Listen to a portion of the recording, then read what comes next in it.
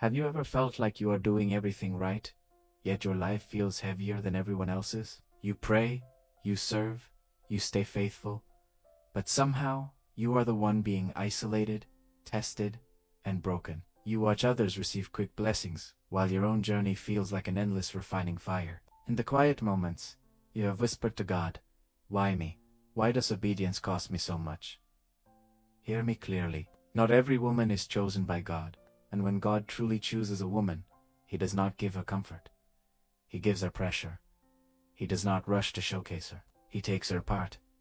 He does not immediately crown her. He consciously breaks her. Scripture says He refines in the furnace of affliction. If your life feels unusually heavy right now, stay with me, because what feels like destruction may actually be divine selection. The breaking you are experiencing could be the clearest evidence that God is preparing you for something sacred and eternal. When God chooses a woman, it is never random and it is never accidental. Before you were formed, He already knew you, and before your first breath, He set you apart. You did not stumble into God's plan by chance. You were marked long before you understood what that mark would cost you. And once God marks a woman, refinement begins. Chosen women carry different oils because they survive different fires. They walk on familiar paths because they are being prepared for unfamiliar assignments. That is why you have never quite fit in. That is why shallow conversations drain you. That is why environments others enjoy leave you restless and quietly dissatisfied. This is not a flaw. This is not pride. This is not you being too much. This is called forming inside you. This is preparation shaping your spirit. This is the unmistakable signature of a woman God intends to use with weight, authority, and lasting impact in the lives of others. The first way God breaks a chosen woman is through isolation that feels sudden and unexplained. People walk away without warning. Friendships you thought would last forever quietly dissolve.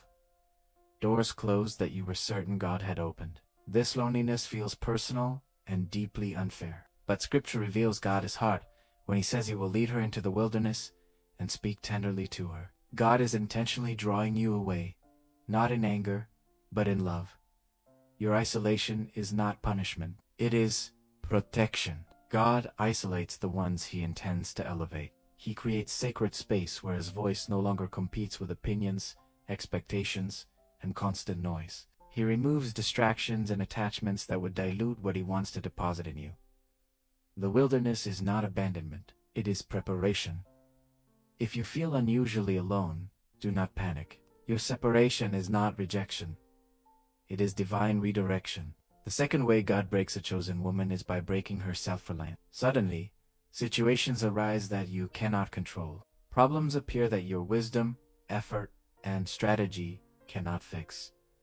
Your strengths feel insufficient. Your confidence feels shaken. Scripture explains why God allows this when He says His power is made perfect in weakness. God is not breaking your strength. He is breaking your independence from Him. He allows walls you cannot climb so you learn to lean. He permits weakness so His power has room to rest on you. Chosen women cannot fulfill divine assignments through human performance alone.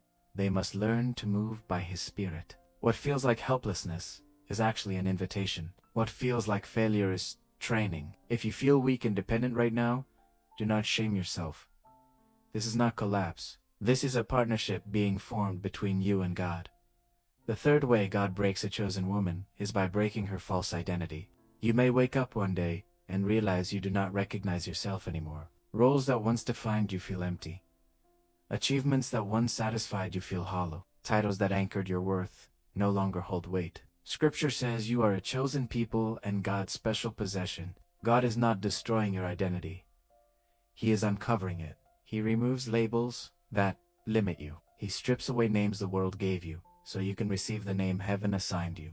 He breaks attachments to how others define your value, because their definitions were never big enough to hold who you truly are. Your true identity is not in what you do, who stays, or what you achieve. It is in who God says you are, and that identity cannot be taken from you. The fourth way God breaks a chosen woman is by breaking her desires. Things you once desperately wanted no longer satisfy you. Dreams you chase for years lose their shine. Old ambitions fade while a new hunger for God quietly grows inside you. Scripture says that when you delight in the Lord, He gives you the desires of your heart. This does not mean He grants every wish, It means He transforms what you desire.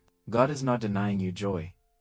He is upgrading your appetite. He breaks attachment to lesser dreams to make room for eternal ones. What a chosen woman desires must align with what a chosen woman is called to carry.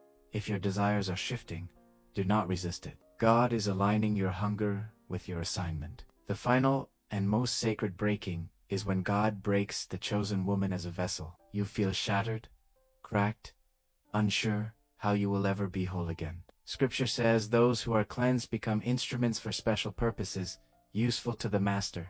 God can pour more through a broken vessel than an untouched one. Your breaking is creating capacity. Every crack becomes a place where light enters. Every wound becomes an opening for power.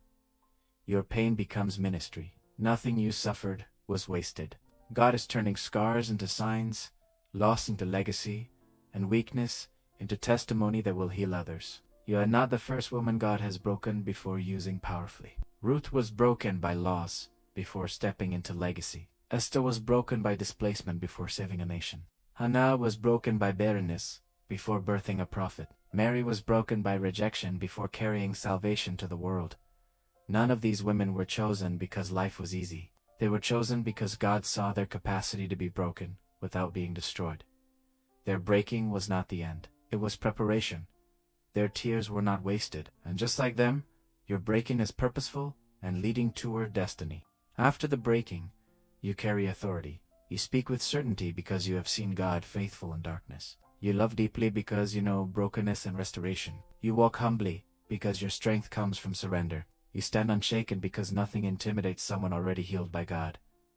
When God reveals you, even your doubters will say it could only have been God. If you are in the breaking season right now, stop fighting it and start flowing with it. Scripture promises that God works all things together for good for those who love Him. Your breaking is not punishment. It is preparation.